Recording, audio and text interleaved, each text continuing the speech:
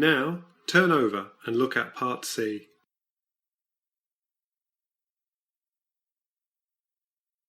Part C, questions 31 to 42. In this part of the test, you'll hear two different extracts. In each extract, you'll hear health professionals talking about aspects of their work. For questions 31 to 42, choose the answer A, B, or C, which fits best according to what you hear. Now, look at extract 1, questions 31 to 36. You now have 90 seconds to read questions 31 to 36.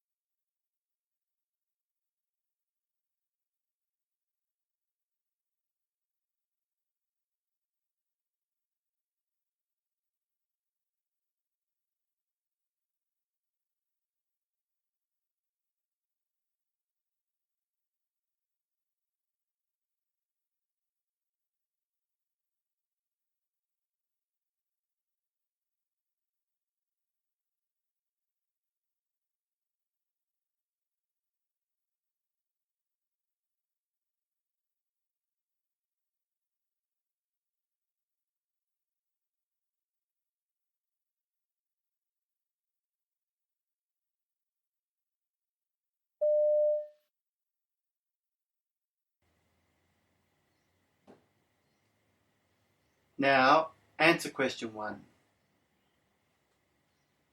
The word migraine is derived from the Greek word meaning pain in half the head, as migraine often produces a unilateral or one-sided headache. It is a common and distressing disorder, and although they are not likely to take life, migraines can destroy the quality of life. Studies have shown the incidence of migraine to be in the range of 9 to 10%, and it affects 17% of the female population and 6% of the male population.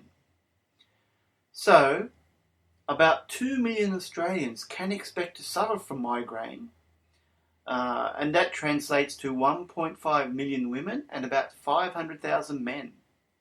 It is thought that more women suffer migraine than men due to hormonal factors. There are several types of migraine, the two main types being classical migraine and common migraine. Classical migraines are preceded by an aura, the duration of which varies between 15 minutes up to almost an hour. The headache usually lasts 6 to 8 hours, although they can last up to 72 hours. Common migraines are not preceded by an aura, and the headache lasts between 4 and 72 hours and can be pulsating and unilateral. An upset stomach and vomiting are common symptoms. Migraines can be divided into a number of distinct phases. The first phase includes the early warning symptoms. A significant number of migraine sufferers experience warning symptoms for up to 24 hours before the attacks start, but may not recognize these signs unless they know what to look for. The common symptoms include changes in mood, and these moods can vary from elation, such as feeling on top of the world and full of energy, to opposite moods, such as feeling depressed and irritable. There are several abdominal symptoms common to migraine, including nausea, changes in appetite, such as intense hunger or sugar craving, constipation, and diarrhea. Neurological changes may also occur prior to the migraine, including drowsiness, incessant yawning, symptoms of dysphagia, such as difficulty in finding the right words, a reaction to excessive brightness or sound, and difficulty in eye focus. There may also be changes in behavior, such as hyperactivity, clumsiness, or lethargy. And many sufferers report muscular symptoms, such as general aches and pains.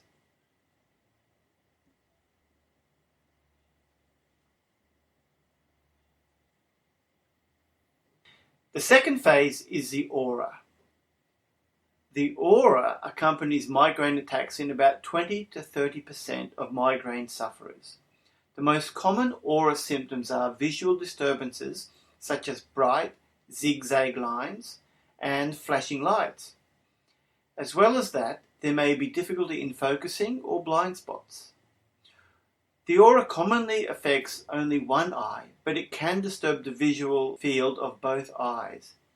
It usually lasts between 5 and 60 minutes, then the vision normally returns to normal. Less commonly, aura affects sensation or speech. The third phase is the headache. The headache phase can last for up to 3 days.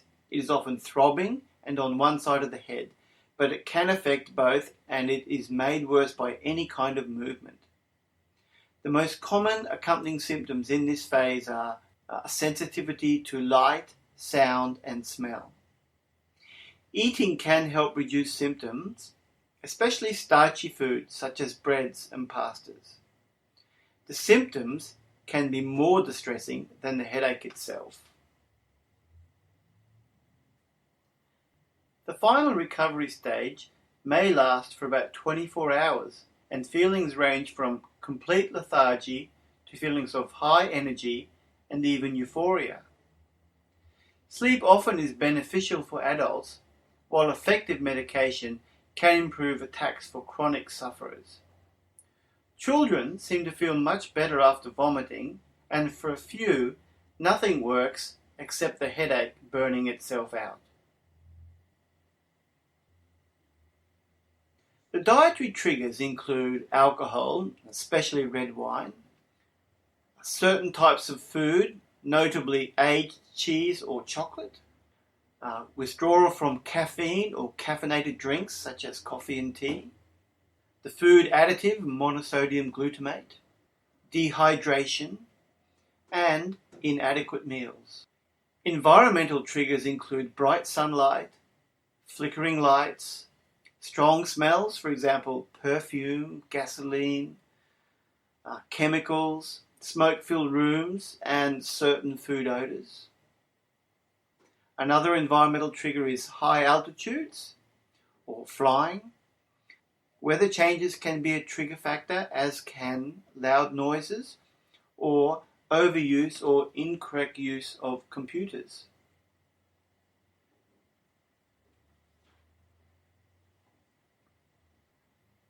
Other trigger factors include the hormonal triggers.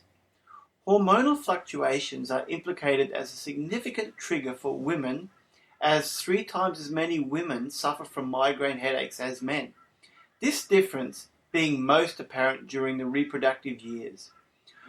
The hormonal triggers may be menstruation, and a UK study found that 50% of women are more likely to have migraine around menstruation, ovulation, use of oral contraceptives, pregnancy, and it may be worse for the first few months, but in 2/3 of women it improves in the latter part. The physical and emotional factors which can trigger migraine include a lack of sleep or oversleeping, and even as little as half an hour difference in routine, such as sleeping in on the weekends, can make that difference.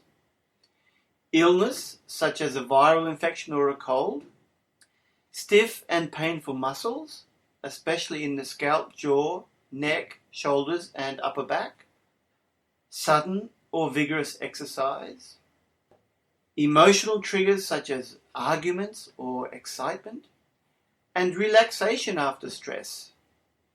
which is known as the weekend headache. There are a variety of treatments available for migraine sufferers, and non-medication treatments such as ice can, in some cases, reduce the impact of a migraine episode. This is because, during a migraine, the blood vessels in the head tend to dilate, which means they open more widely. They may become swollen with blood, and this in turn leads to pressure on the nerves surrounding them. The nerves begin to send pain signals before the onset of migraine. Wrapping the head with an ice pack can bring migraine relief through the cooling of the blood vessels. As the blood vessels cool, they become constricted and return to normal size. This can lessen blood flow to the head and, as a result, reduce pressure on the nerves, thereby providing relief from pain. Another non-medication treatment is biofeedback. The biofeedback technique trains people to improve their health by controlling certain bodily processes that normally happen involuntarily, such as heart rate, blood pressure, and muscle tension. Relaxation techniques may also be helpful at stopping an attack once it has started. The techniques include deep breathing, massage, and stretching. Individuals with occasional mild migraine headaches that do not interfere with daily activities usually medicate themselves with over-the-counter, non-prescription pain relievers such as paracetamol, aspirin, or NSAIDs like ibuprofen. For people who suffer migraines very frequently, prophylactic medication that is taken on a daily basis may be a good option.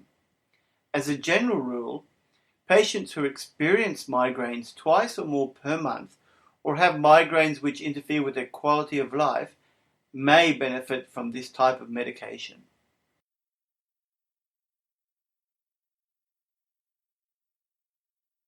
Now, turn over and look at Extract 2, questions 37 to 42.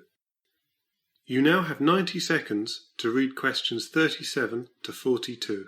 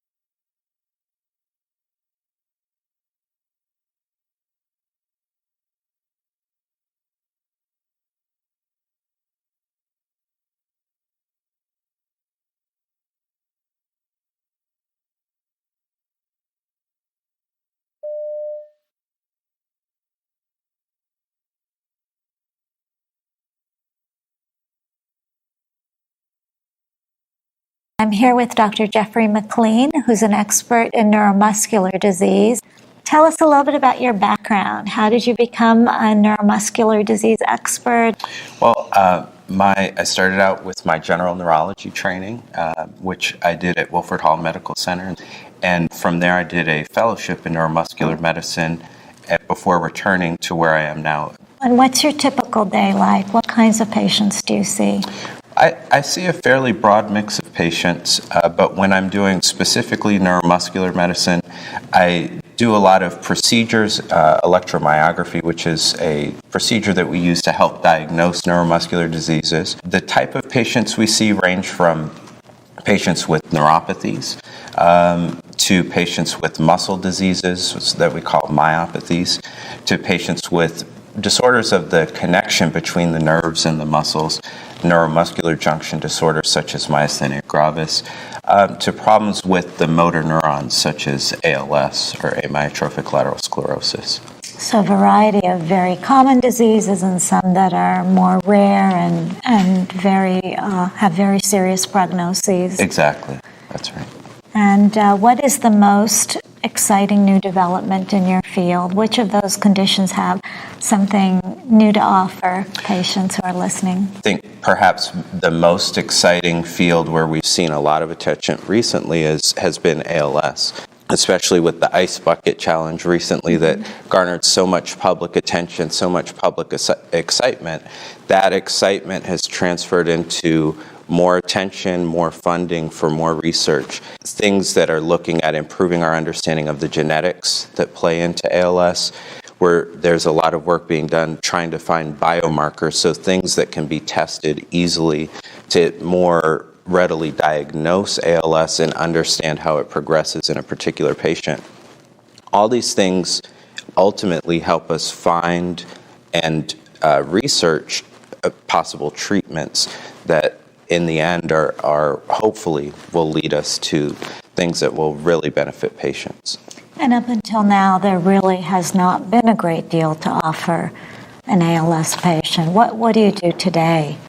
Right now, what we're focused on is improving the quality of life while people are dealing with this disease. And that's an important thing for both patients and physicians to understand, that while we don't have a cure, there are many things that can be done to significantly improve the quality of life for our patients.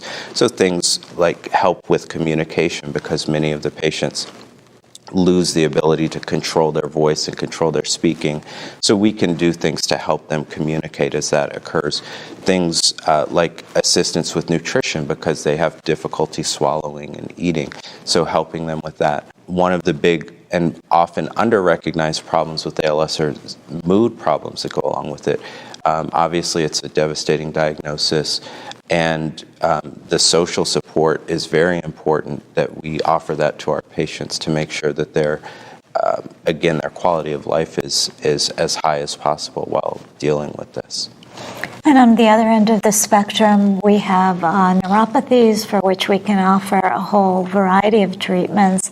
Is there anything new or exciting for the patient with diabetes or someone else with neuropathy to consider? Well, again, there's a lot of new research going on. There's a lot of exciting work in terms of trying to find ways to treat the often painful diabetic neuropathies. There are already some drugs currently available that many patients will be familiar with. And as time goes forward, we hope to increase the number of drugs that are available to make them more effective with fewer side effects. So hopefully that will be very soon on the horizon.